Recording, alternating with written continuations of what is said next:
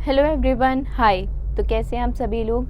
आशा करती हूँ आप सभी लोग बहुत अच्छे होंगे, अच्छे से आपकी तैयारी चल रही होगी, बहुत अच्छे से पढ़ाई कर रहे होंगे, कोई परेशानी ना आ रही हो।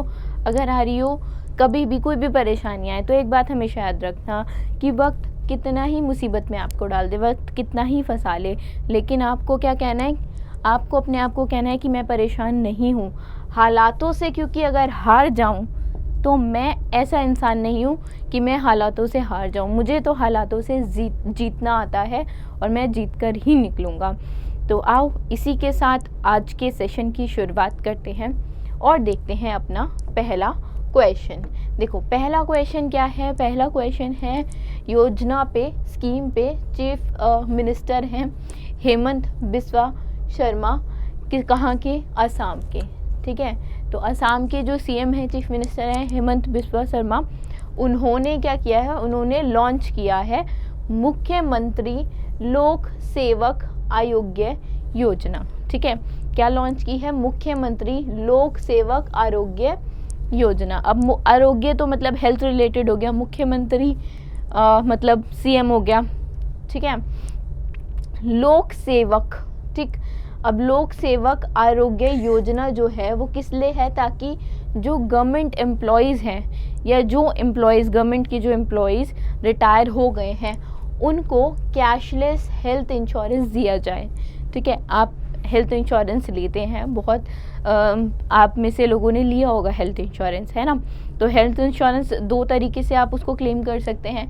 या तो आप पहले अमाउंट पे कर देते हैं और फिर उसको रीइम्बर्स करवा लेते हैं। रीइम्बर्स का मतलब क्या होता है, रीइम्बर्स का मतलब होता है आपको जो कंपनी है, जैसे मान लो आपने स्टार हेल्थ का इंश्योरेंस लिया तो स्टार वाले फिर आप अपने पेपर्स दिखाते हो कि यहाँ यहाँ ये खर्चा हुआ, बिल्स दिखाते हो तो वो आपको पैसे दे देते हैं। ठीक है, एक होता है कैशलेस। ठीक, कैशलेस में आप क्या करते हो, कैशलेस में आप बता देते हो कि ये पर्टिकुलर बीमारी है, ठीक है, और इसके लिए हमें, इसके इलाज के लिए हमें इंश्योरेंस को क्लेम करना है, तो वहाँ से एक अप्रूवल आ जाता है। जैसे स्टार हेल्थ है या जो भी इंश्योरेंस कंपनी है वो अप्रूवल दे देती हैं। ठीक है, वो क्या कर देती हैं, वो अप्रूव कर देती हैं, ठीक है आपको पर्टिकुलर बीमारी है, इतना खर्चा होगा, जो भी हॉस्पिटल लिख के देता है कि पर्टिकुलर इतने लाख का खर्चा होगा, तो वो जब पेपर्स जाते हैं किसी भी इंश्योरेंस कंपनी के पास, स्टार हेल्थ हो गया, कोई भी, स्टार हेल्थ तो मैं ऐसे ही जस्ट दिमाग में आ गया इसलिए स्टार हेल्थ बोल रही हूँ, बहुत सारी इंश्योरेंस कंपनीज हैं। ठीक है, तो ऐसे ही अप्रूव होता है और फिर आप ट्रीटमेंट ले सकते हो। अब उस ट्रीटमेंट में क्या होता है, उस ट्रीटमेंट में आपको कोई भी अमाउंट, कोई भी पैसा देना नहीं पड़ता। ठीक है, कैशलेस का मतलब ही हुआ है, कैश तो आप जानते हैं पैसा, और लेस मतलब विदाउट, तो विदाउट कैश आपको अप्रूवल मिल गया। ठीक है, और आपका इलाज हो गया, आपको कोई पैसा देने की ज़रूरत नहीं पड़ी। तो ये चीज़ कैशलेस होती है। जिन्हें पता था बहुत अच्छी बात, नहीं पता था तो अब तो पता चल ही गया होगा, है ना। तो अब क्या किया है जो सीएम है हेमंत बिस्वा शर्मा ने, उन्होंने एक योजना लेके आए हैं, मुख्यमंत्री लोक सेवक आरोग्य योजना। इसके तहत क्या होगा ना, जो भी गवर्नमेंट एम्प्लॉयज़ हैं, एम्प्लॉयज़ अभी गवर्नमेंट एम्प्लॉयज़ हैं या रिटायर हो चुके हैं, उन दोनों ही एम्प्लॉयज़ को 5 लाख तक का इंश्योरेंस मिलेगा, कैशलेस इंश्योरेंस।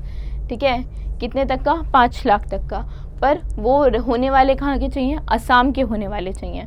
ठीक है, मतलब उनका जो ओरिजिन है वो असम के निवासी होने चाहिए, तभी उनको ये 5 लाख पर मंथ फाइनेंशियल जो हेल्थ कवरेज है ये प्रोवाइड की जाएगी।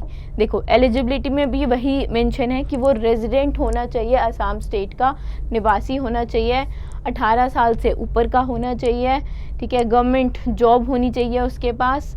ठीक, तो उसकी फैमिली को भी बेनिफिट्स मिलेंगे, फैमिली ऑफ द बेनिफिशियर भी जो होंगी उन सबको भी इस स्कीम का बेनिफिट मिलेगा, इस योजना का बेनिफिट मिलेगा। ठीक है, अगर कोई भी एप्लीकेंट और किसी स्कीम में इन्वॉल्व है तो वो फिर इस स्कीम के लिए एलिजिबल नहीं होगा। 1 अप्रैल 2024 से ये स्कीम लागू होना शुरू हो जाएगी। और अगर मैं बात करूं कि पूरे भारत में, अगर जैसे मान लो मैं असम की निवासी हूं, बट मैं दिल्ली आई हूँ और किसी वजह से कुछ लाइक मुझे ट्रीटमेंट करवाना पड़ गया, तो क्या मैं असम से बाहर निकलते वो मेरा ट्रीटमेंट नहीं हो पाएगा?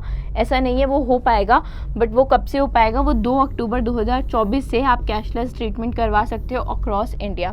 स्कीम स्टार्ट हो जाएगी 1 अप्रैल से, है ना? ठीक है, समझ में आया होगा। आगे चलते हैं, नेक्स्ट देखते हैं। देखो, एक अभी लेटेस्ट डेटा आया है, किसके द्वारा? Centre for monitoring Indian economy, CMIE के द्वारा। ठीक है, CMIE के द्वारा एक डेटा आया है जिसमें इंडिया की अनएम्प्लॉयमेंट रेट घट गई है। कितनी हो गई है? ये 8 समथिंग थी, अभी हो गई है 7.09। ठीक है, सितंबर में। तो अनएम्प्लॉयमेंट रेट रूरल एरियाज़ में पूछा है, दोनों में अलग होगी। रूरल एरिया की अगर मैं बात करूं तो 6.2 है और अर्बन एरिया की अराउंड 18 है। अच्छा, CMIE अगर इसके हेडक्वार्टर की बात करें तो इसका हेडक्वार्टर का है मुंबई में है, महाराष्ट्र में है।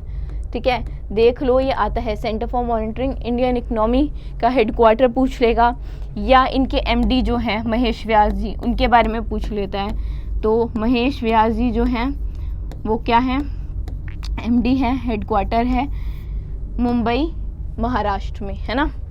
ठीक है, देखो रेट्स देख लेते हैं एक बार। अर्बन में 18 नहीं है, 8.94 है।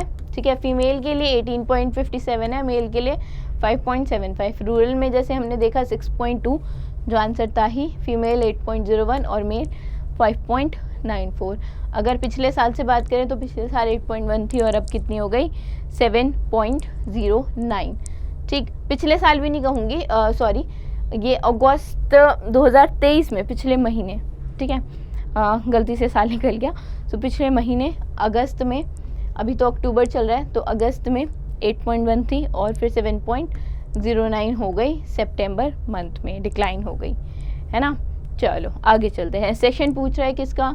यूनाइटेड नेशन जनरल असेंबली का। यूनाइटेड नेशन का हेडक्वार्टर का है, न्यूयॉर्क में है, USA में है ना? तो अब क्या पूछ रहा है कि इनका सेशन जो है, कौन सा सेशन हुआ था 2023 में? तो इनका जो है 78वां सेशन हुआ था, 78 आई थिंक, हाँ 77-78। तो इनका हेडक्वार्टर का है, इनका हेडक्वार्टर है न्यूयॉर्क USA में, वहीं पे ये सेशन भी हुआ था, 78 सेशन। ठीक है, ये है हेडक्वार्टर। ठीक है, किसका? यूनाइटेड नेशन का। कब से कब तक हुआ? 16 से 26 सितंबर के बीच में हुआ था। 16 से 26 सितंबर के बीच ये सेशन बेसिकली हुआ था। ठीक है ना? आगे चल सकते हैं। देखो, जयशंकर जी मौजूद थे, जो S जयशंकर जी हैं। ठीक है, एक्सटर्नल अफेयर मिनिस्टर, वो प्रेजेंट थे इंडिया की तरफ से। इनके जो प्रेसिडेंट हैं डेनिस फ्रांसिस हैं। ठीक, अगर थीम की बात करें, rebuilding trust and igniting global solidity, accelerating action on 2030 agenda and its sustainable development goals towards peace, prosperity, progress and sustainability for all। ये थीम है। इंडो जापान एक एग्रीमेंट हुआ है ताकि जो हाई स्पीड रेलवे ट्रेन्स हैं, high speed railway projects हैं, उनको थोड़ा उनमें और स्ट्रेंथन हो, इकनॉमी बढ़े अगर ऐसे प्रोजेक्ट्स और होंगे तो।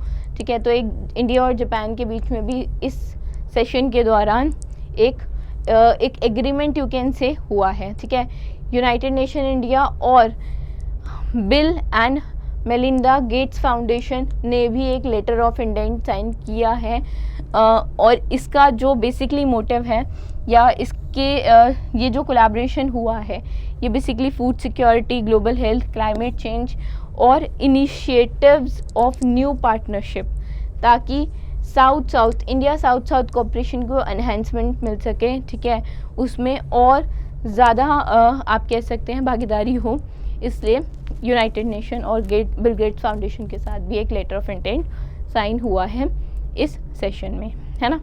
चलो आगे चलते हैं। क्या है?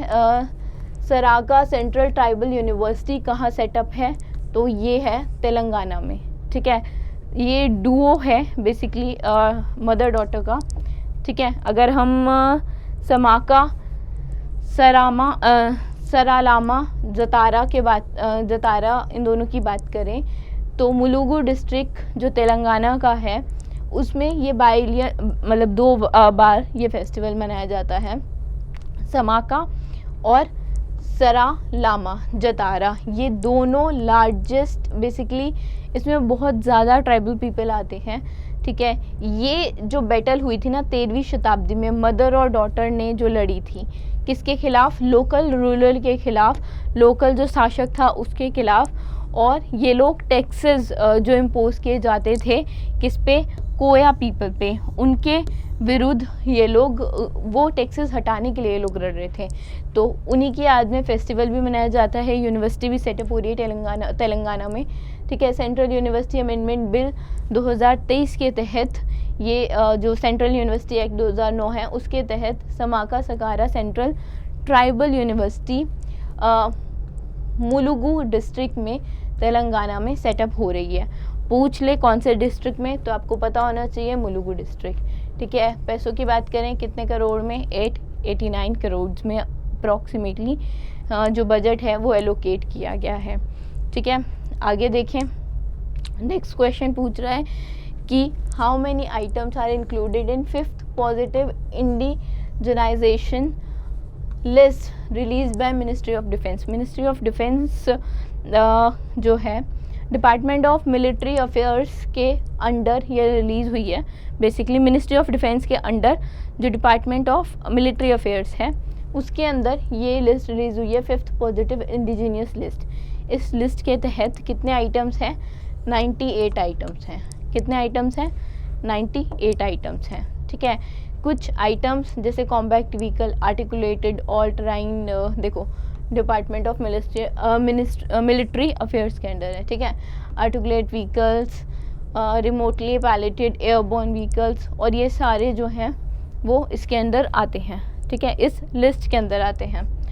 आगे देखते हैं। देखो क्या है, फार्मर्स को और ट्रेडर्स को लो रेट पे, कम दर पे लोन प्रोवाइड करने के लिए warehousing development regulatory authority, that is WDRA, warehousing development regulatory authority ने साइन किया है एक MOU किस बैंक के साथ? इन्होंने बैंक ऑफ इंडिया के साथ एक MOU साइन किया है। ठीक है, ताकि फार्मर्स को और जो ट्रेडर्स हैं उन्हें क्या हो सके, उन्हें कम इंटरेस्ट रेट पे लोन प्रोवाइड हो सके। ठीक है, तो अगर मैं बात करूं कि जो warehousing development regulatory authority है तो ये कब बनी? ये 2010 में कॉन्स्टिट्यूट हुई। कब कॉन्स्टिट्यूट हुई? 26 अक्टूबर 2010 को आप कह सकते हैं ये सेचुरेटरी बॉडी है बेसिकली। तो ये सेचुरेटरी बॉडी 26 अक्टूबर 2010 को कॉन्स्टिट्यूट हुई। इसका अगर मैं लोगों की बात करूं कि कितने मेंबर हैं, तो मेजरली जो हम बात करते हैं, एक तो इसमें चेयरपर्सन होता है, और ये तीनों मेंबर ना, जैसे एक चेयरपर्सन हो गया और बाकी 2 मेंबर, ये तीनों लोग गवर्नमेंट ऑफ इंडिया ही इनको बेसिकली अपॉइंट करती है। ठीक है, समझ में आया? 2 चीज़ें बताई, एक तो कब कॉन्स्टिट्यूट हुई थी, सेचुरेटरी बॉडी है। ठीक है, ये भी बताया कि कैसी बॉडी है, सेचुरेटरी बॉडी है। ठीक है, 26 अक्टूबर 2010 में कॉन्स्टिट्यूट हुई, एक चेयरमैन 2 मेंबर्स होते हैं। ठीक, उसी के बारे में है थोड़ा सा कि 2007 का एक्ट है, उसके तहत वेयर हाउसिंग एक्ट 2007 के तहत ये बनी है। नई दिल्ली में हेडक्वार्टर है।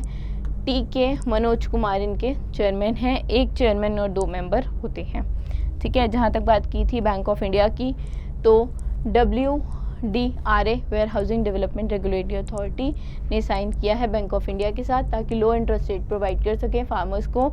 और एक और MOU, बेसिकली MOU साइन हुआ है एक इंटेंट ऑफ उसके साथ हुआ है कि ताकि जो अवेयरनेस है electronic negotiable warehousing receipt के उस पे, कि इसके बारे में अवेयरनेस फैला सकें।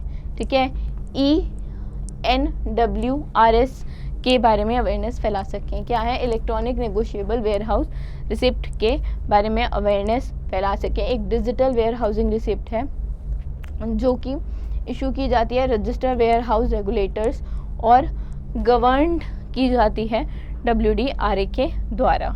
ठीक है, आगे चल सकते हैं। नेक्स्ट देखें, नेक्स्ट क्या है, म्यूचुअल फंड कंपनी का नाम बताने हैं जिसने हाल ही में लॉन्च किया है इंडिया का पहला टोटल मार्केट इंडेक्स फंड। ठीक है, तो इंडिया का पहला टोटल मार्केट इंडेक्स फंड जो है वो ग्रो म्यूचुअल फंड ने, ठीक है, इसने क्या किया है, लॉन्च किया है इंडिया का पहला टोटल मार्केट इंडेक्स फंड। देखो, टोटल मार्केट इंडेक्स फंड जो लॉन्च हुआ है grow Nifty total market index fund के नाम से लॉन्च हुआ है, पहला टोटल मार्केट इंडेक्स फंड है और ये बेसिकली ट्रैक किया जाएगा निफ्टी टोटल मार्केट इंडेक्स और प्रोवाइड किया जाएगा potential return to the total return of the index. ठीक है, अनुपम तिवारी जो है, नाम याद रखिएगा, फंड मैनेजर हैं। ठीक है, अनुपम तिवारी का नाम याद रखिएगा। जब भी कोई फर्स्ट इनिशिएटिव होता है तो जो बंदा उस पर काम कर रहा होता है, जो मैनेजर होता है, जो हेड होता है, उसका नाम याद रखिएगा। अनुपम तिवारी मैनेज करेंगे इस फंड को। 750 जो बेसिकली स्टॉक्स हैं, चाहे वो मिड हो, लार्ज हो, स्मॉल कैप सेगमेंट में हो, किसी भी सेगमेंट में, वो सब इंक्लूडेड है। ग्रो की बात करें तो ग्रो म्यूचुअल फंड का हेडक्वार्टर बेंगलुरु कर्नाटका में है। वरुण गुप्ता जो हैं वो क्या है, इसके CEO हैं ग्रो म्यूचुअल फंड के। ग्रो का नाम आपने पहले भी सुना होगा, है ना। चलो आगे चलते हैं। आउटलुक ग्रुप ने लॉन्च किया है रिटायरमेंट प्लानिंग इवेंट। बेसिकली 2 दिन का एक इवेंट प्लान हुआ था कि आप रिटायरमेंट के ऊपर हुआ था कि कैसे रिटायरमेंट के बाद अवेयरनेस फैलाने के लिए कि क्या क्या आप कर सकते हैं, कैसे प्लान कर सकते हैं। ठीक है, उन सब के लिए 2 दिन का एक इवेंट प्लान हुआ था आउटलुक मनी 40 आफ्टर 40 के नाम से। आउटलुक मनी 40 आफ्टर 40 के नाम से एक 2 दिन का बेसिकली इवेंट हुआ था। ठीक है, किसके एसोसिएशन के साथ, तो ये हुआ था IDFC फर्स्ट बैंक के एसोसिएशन के साथ। ठीक है, अगर मैं आउटलुक ग्रुप की बात करूं तो जैसे मैंने बताया, इन्होंने outlook money 40 after 40 IDFC first bank के साथ इनिशिएटिव को बेसिकली लॉन्च किया ताकि अवेयरनेस फैले रिटायरमेंट प्लानिंग को लेकर। अगर IDFC फर्स्ट बैंक की बात करें तो मुंबई में इनका हेडक्वार्टर है। ठीक है, और CEO और MD की बात करें तो V वैद्यनाथन इनके CEO और MD हैं। ठीक है ना। चलो नेक्स्ट क्वेश्चन देखते हैं। अक्टूबर मंथ में अभी national investment and infrastructure fund that is NIIF और एक और है JBIC। JBIC क्या है, Japan bank for international cooperation. इन दोनों ने एक कोलैबोरेशन किया है। ठीक है, और ये क्या करेंगे, 600 मिलियन $, जो है अराउंड 49 बिलियन रुपीज़। ठीक है, इंडिया जापान फंड के तहत रिलीज होगा। ठीक, अब वो पूछ रहा है कि जो 600 मिलियन $, हैं, इनमें से इंडिया की गवर्नमेंट कितना कंट्रीब्यूट करेगी और JBIC that is Japan bank for international cooperation जो है वो कितना कंट्रीब्यूट करेगी। तो इंडिया की तरफ से होगा 294 मिलियन $, और जापान की तरफ से 306 मिलियन $। जहाँ तक हमने बात की थी national investment and infrastructure fund की, तो अगर मैं इनके हेडक्वार्टर की बात करूँ तो इनका हेडक्वार्टर है नई दिल्ली में। ठीक है, इनका जो हेडक्वार्टर है वो कहाँ है, न्यू दिल्ली में है। ठीक, ये पता होना चाहिए आपको कि national investment and infrastructure fund का हेडक्वार्टर कहाँ है, इनके MD कौन है। इनके MD कौन है, इनके MD हैं राजीव धर। ठीक है, अगर मैं MD की बात करूँ तो MD हैं राजीव धर। ठीक है, तो MD और क्या पता होना चाहिए, हेडक्वार्टर, ये 2 चीज़ें पता होनी चाहिए। ठीक है, NIIF के MD कौन है, राजीव धर हैं। ठीक, वही बात हो रही है कि जापान इंडिया फंड फोकस करेगा इन्वेस्टिंग एनवायरमेंट सस्टेनेबिलिटी और लो कार्बन इमिशन स्ट्रैटेजीज पे। 294 मैंने बताया मिलियन $, इंडिया, और JBIC कंट्रीब्यूट करेगा 306 मिलियन $। ठीक है, 51% इनका और 49% इंडिया का। पहला बायलैटरल फंड है, ठीक है। ये मैनेज जो किया जाएगा NIIF लिमिटेड के द्वारा और JBIC IG, जो JBIC की एक सब्सिडरी है, उसके द्वारा बेसिकली मैनेज किया जाएगा और सपोर्ट किया जाएगा NIIFL के द्वारा with Japanese investment in India, ठीक है। आई होप आपको चीज़ें समझ आई हूँ। आज थोड़ा गला साथ नहीं दे रहा, धीरे बोल रही हूँ, आराम से बोल रही हूँ, ताकि आगे भी क्लासेस ले पाऊँ, ज़्यादा ख़राब ना हो, है ना। कुछ चीज़ नहीं समझ में आई हो, यू कैन डेफिनेटली कमेंट, ठीक है। कमेंट आप करोगे, मैं ज़रूर रिप्लाई करूँगी। सो आज के लिए इतना ही। Thank you so much.